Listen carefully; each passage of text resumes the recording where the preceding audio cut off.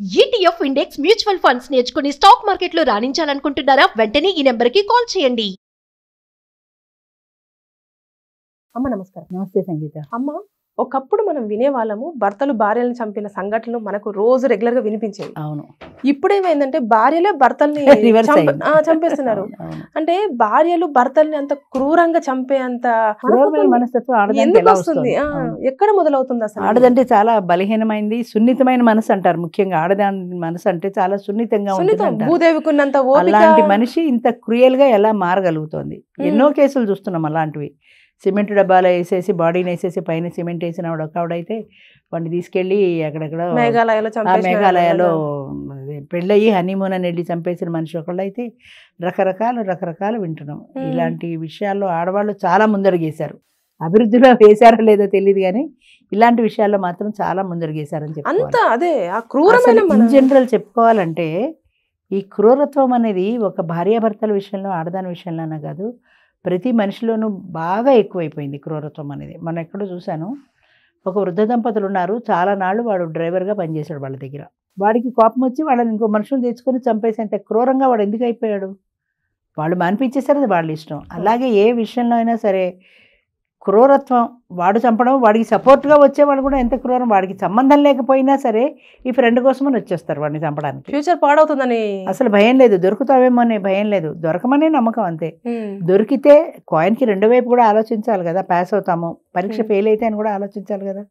అలాగా ఏం దొరకలే అనుకుంటారు, చేసేస్తారు, దొరుకుతారు, జీవితంలో కట్టడాలు లెక్కెట్టుకుంటారు. అసలు ఎక్కడ మొదలవుతుంది అంటారమ్మా? అంటే మానసికమైన మనసే అన్నింటికి, కోపం కానీ శాంతం కానీ క్రూరత్వం కానీ వీటన్నింటికి మనసే ప్రధానమైంది. కోపం వచ్చినా మనసే రియాక్ట్ అవుతుంది, శాంతమైన మనసే, కష్టమైన మనసే, క్రూరత్వమైన మనసే. సాడిస్టిక్ మెంటాలిటీ అంటారు. సో అలాగా ఈ క్రూరత్వం అనేది వాళ్ళ మనసులో ఒక పార్టు. అది ఆ పార్టు బాగా ప్రేరేపితం అయినప్పుడు అది ఎక్కువ అవుతుంది. ఇప్పుడు మనం ఉన్నాం, నార్మల్గా శాంతంగా ఉంటాం, ఎక్కడో ఏదో కష్టం వస్తుంది, చికాకులో ఉంటాం. ఆ చికాకులో ఎవరో ఏదో ప్రశ్న ఇస్తే వాళ్ళ మీద విరుచుకు పడిపోతాం. ఆ కోపం వాళ్ళ మీదే ప్రదర్శిస్తాం, ఎందుకంటే అసలే మనసులో ఆ కోపం ఉంది కాబట్టి. అలాగే ఈ సాడిస్ట్ మెంటాలిటీ వాళ్ళు, ఈ క్రూరత్వం ఉండే వాళ్ళ మనసు కూడా ఆ టైంలో ఆ క్రూరత్వాన్ని ప్రేరేపిస్తుంది. ఆ ప్రేరేపించినప్పుడు ఆ పని చేసేయాలనుకుంటారు అంతే. అది క్రూరమైంది, ఈ పని చేస్తే మనం పోలీసులకు పట్టుబడితే కష్టం, అదేమీ ఆలోచించదు. తాత్కాలికమైన ఆ కోపము, ఆ ఆవేశము ఆ పని చేసేలా చేస్తుంది. అలాగే ఆడవాళ్ళు కూడా భార్యాభర్తల విషయమే తీసుకుంటే, భర్త ఆమెతో సరిగా లేడో, ఈమె ఎక్స్పెక్టేషన్స్కి తగినట్టు లేడు. మెయిన్ అది తగినట్టు, ఈమె ఎక్స్పెక్టేషన్స్కి తగినట్టు లేడు. వాడు నా ఎక్స్పెక్టేషన్స్కి తగినట్టు లేడు అని ఎప్పుడైతే ఆ భావం ఈమె మైండ్లో పడిందో, వాడిని చూసినప్పుడల్లా వాడికి కోపమే వస్తుంది. ప్రేమ ఎక్కడ వస్తుంది వాడి మీద? అంటే ఇంకా చంపేయడమేనా? ఇంకా కోపం వచ్చేస్తే అంతే, కోపం వచ్చేస్తుంది. ఆ కోపంతో వాడిని వదిలించుకునే మార్గం చూసుకుంటుంది. వాడిని వదిలించుకునే మార్గం చూసుకుంటే ఒకటి చంపేయడం శాశ్వతమైన అది కదా. రెండోది ఏంటంటే, ఆమెకి ఎవరితోటో రిలేషన్ ఉంటుంది, ఎవరినో ప్రేమించింది, ఎవరినో పెళ్లి చేసుకుందాం అనుకుంది. పెళ్లి చేసుకుందాం అంటే వాళ్ళ పెద్దవాళ్ళు ఏదో నచ్చ చెప్పారు, వీడిని ఇచ్చి పెళ్లి చేశారు. ఈ పెళ్ళి ఆమెకి ఇష్టం లేదు. ఇష్టం లేకపోయినప్పుడు ముందే వాళ్ళతో గట్టిగా దెబ్బలాడితే పోయేది కదా, పెద్దవాళ్ళతో, పేరెంట్స్తో నేను చేసుకోను అని. అప్పుడు ఒప్పుకుంటారు, చక్కగా తలంచుకుని తాళి కట్టించుకుని. ఇప్పుడు ఆ మేఘాలయ సీన్ చూడరాదు, హనీమూన్ కూడా వచ్చారు. ఆమె పాత ప్రియుడు ఇంకా ఎవరో 2-3 వేసుకొని వచ్చాడు, వాడిని చంపేశాడు. ఈ పని ఎందుకు చేస్తున్నారు అంటే, వాడి పీడ వదిలించుకోవడం ఒక్కటే ఆలోచిస్తారు కానీ దీని తర్వాత ఫ్యూచర్ అంటే ఆలోచించరు. ఇది చేయడం వల్ల దొరికితే జీవితాంతం జైల్లో ఉండాలి. ఒక పాయింట్, నీ పేరెంట్స్ పరువు పోతుంది, బంధువుల్లో నీ పరువు పోతుంది. పలానా అమ్మ ఇలా చేసింది అని దేశవ్యాప్తంగా అందరికీ తెలిసిపోతుంది. నీ వాళ్ళందరూ నిన్ను అనుకుంటారు. అంతకంటే నీ మనసుని సమాధానపరుచుకుంటే ఇంత ప్రాబ్లం లేదు కదా. ఆ ఒక్క మనసుని నువ్వు నీ మనసుని నీ కంట్రోల్లో పెట్టుకోలేకపోవటం వల్ల ఇంత గొడవ జరిగింది. కాదమ్మా, ఇప్పుడు 2 కుటుంబాల నుంచి వేరు వేరు మనస్తత్వాలతో 2 పర్సన్స్ ఒకటవుతున్నప్పుడు కొంచెం టైం అనేది పడుతుంది. ఆ టైం కూడా ఇవ్వలేకపోతున్నారు కదా మహిళలు. ఆవేశం ఆగట్లేదు వాళ్ళకి. ఇప్పుడు ఇందాక మనం మాట్లాడుకున్న దాంట్లో వాడు బుగ్గల పుణికి షేక్ హ్యాండ్ ఇచ్చి కౌగలించుకుని ఇన్ని చేస్తే అది ఎలా భరించింది అంటే, దాన్ని పాత పీరియడ్ కాబట్టి భరించగలిగింది. వాడి స్పర్శ అమ్మాయికి ఎలాంటి అసహ్యాన్ని కలిగించాల, ఎందుకని వాడంటే ఇష్టం కాబట్టి. ఈ పెళ్లి చేసుకుని వీడి జీవితం ఎందుకు నాశనం అవ్వడం, వీడి పాపం సూసైడ్ చేసుకున్నాడు. అంచేత అలాంటివి ఎవరు ఆలోచించట్లా. వాళ్ళ సుఖం, వాళ్ళ ఆనందం.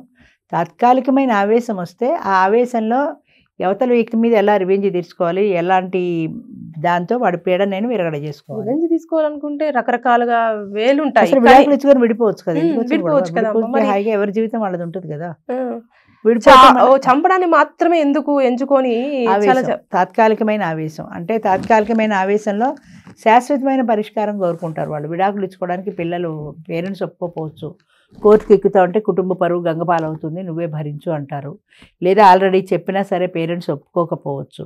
అంతే వాడు చచ్చిపోతే ఇంక గొడవ లేదుగా, నాకు కొన్నాళ్ళకి నేను నా ఇష్టమైన వాడిని పెళ్లి చేసుకోవచ్చు. పెద్దవాళ్ళు చేశారా సరే, లేదంటే నా ఇష్టమైన వాడితో నేను వెళ్ళిపోవచ్చు. ఆ వెళ్ళిపోయేదేదో ముందే పోతే సరిపోయి కదా, పెళ్లికి ముందు వాడైనా బతుకుండేవాడు కదా, దానికోసం వీడిని చంపేయటం. ఎంతమంది లేబర్ నుంచి డబ్బున వాళ్ళ వరకు కూడా ఇవే కథలు. ముఖ్యంగా మిడిల్, లోవర్ మిడిల్లో ఇలాంటి కాలంలో అమ్మ అడ్జస్ట్ అయి బతికే వాళ్ళు కదా, ఎన్ని గొడవలైనా కొట్టేవాళ్ళు, చంపేవాళ్ళు. అంటే చంపకుండా అప్పట్లో ఏంటంటే మేల్ డామినేషన్ ఉండేది. ఆడదానికి అణుకుగా ఉండడము, భరించడము తప్ప ఎదిరించడం అన్నది తెలియదు. ఎదిరించి మాట్లాడడం అన్నది ఆడదానికి తెలియదు. నువ్వు ఇలా చేస్తే నేను తిరగబడతా, నువ్వు నన్ను ఒకటి కొడితే నేను 4 కొడతా అనే ఆ విప్లవాత్మకమైన భావాలు ఆడదానిలో లేవు. మూడన్నాక కొట్టడా, మూడన్నాక తిట్టడా, 10 మందితో తిరగకపోతే వాడు మగాడెలా అవుతాడు అని వీళ్ళల్లో వీళ్ళే భరించటము. అసలు తిరుగుబాటు మనస్తత్వం ఆడదానికి లేదు, బానిసలా బ్రతకడం తప్ప.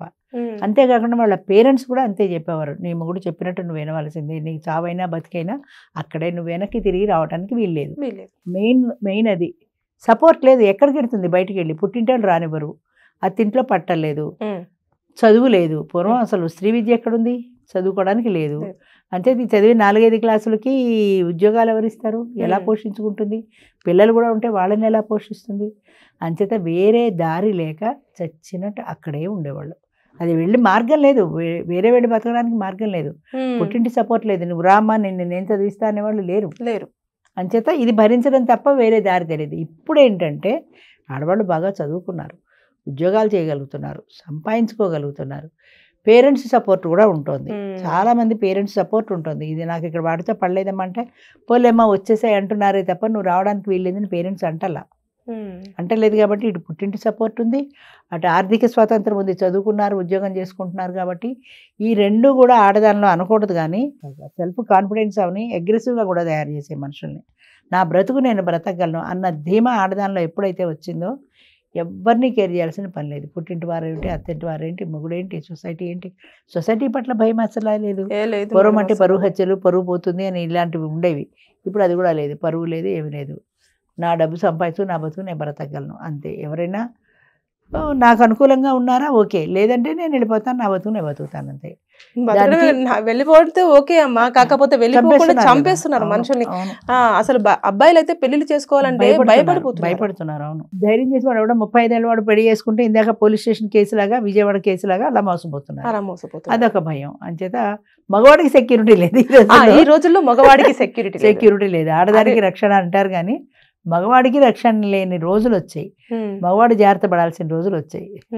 జమ్మలక్కడి బొమ్మ అనేదో సినిమా వచ్చింది, అందులో ఆడది మగాడు, మగాడు ఆడది అలా రివర్స్ ఉంటారు. సో అలా అయిపోయింది. చట్టాలన్నీ అమ్మాయిలకు ఉన్న చట్టాలన్నీ ఇప్పుడు పాపం అబ్బాయిలకు వర్తిస్తాయేమో, అట్లా ఉంది పరిస్థితి. వాళ్ళు ఎక్కడికి వెళ్ళినా సరే వాళ్ళకు మగాడికి రక్షణ లేదు ఈ రోజుల్లో. అంచేత వాడి జీవితమే భ్రష్టు పట్టిపోయింది. అమ్మాయిలు చాలా ఫాస్ట్ ఫార్వర్డ్ అయిపోయారా, లేకపోతే మెంటాలిటీ మార్చేసుకున్నారా, లేకపోతే అన్ని రకాలు ఫాస్ట్ ఫార్వర్డ్ అయిపోయారు. ఆర్థిక స్వాతంత్రం అన్నింటికీ మూలం అమ్మ. ఆర్థిక స్వాతంత్రం వచ్చింది, నా బ్రతుకునే బ్రతకగలనే ధీమా వచ్చింది. ఇదివరకు ఆర్థిక స్వాతంత్రం లేదు, వాళ్ళ బతుకు వాళ్ళ బ్రతకగలనే ధీమా లేదు, పేరెంట్స్ సపోర్ట్ లేదు. ఇప్పుడు అన్నీ వచ్చేసాయి కాబట్టి పేరెంట్స్ సపోర్ట్ ఉంది. పేరెంట్స్ సపోర్ట్ లేకపోయినా మా బతుకు మేము బతకగలం, ఉద్యోగం చేసుకుని, చదువు ఉంది కదా. అంటే ఉమెన్ ఎంపవర్మెంట్ అనేది ఇచ్చిన సైడ్ ఎఫెక్ట్ ఇది. ఆడది బతకాల్సిందే, దానికి ఆర్థిక స్వాతంత్రం కావాల్సిందే, కానీ అది పక్కదారి పట్టకూడదు కదా. ఎవరిని నేను కేర్ చేయను, నా జీతం నాకు వస్తుంది అనే ధోరణి మంచిది కాదు కదా. అది పోయింది. అంచేత నా బతుకు నేను బ్రతకగలన్న ధీమా రావటం వల్ల ఎవరిని కేర్ చేయడం మానేశారు. పెళ్లి కావాల్సిన ఆడపిల్లలు ఉన్నారు, 25 ఏళ్ళు వచ్చి తల్లిదండ్రులనే కేర్ చేయట్లేదు. వాళ్ళు పెళ్లి చేసుకోమంటే చేసుకో, నా ఇష్టం, నేను ఇలాగే ఉంటాను. ఏదైనా సరే కానీ మొత్తానికైతే అతి సర్వత్ర వర్జయత్ అన్నారు పూర్వం. అంటే ఏది కూడా అతిగా పనికి రాదు అని.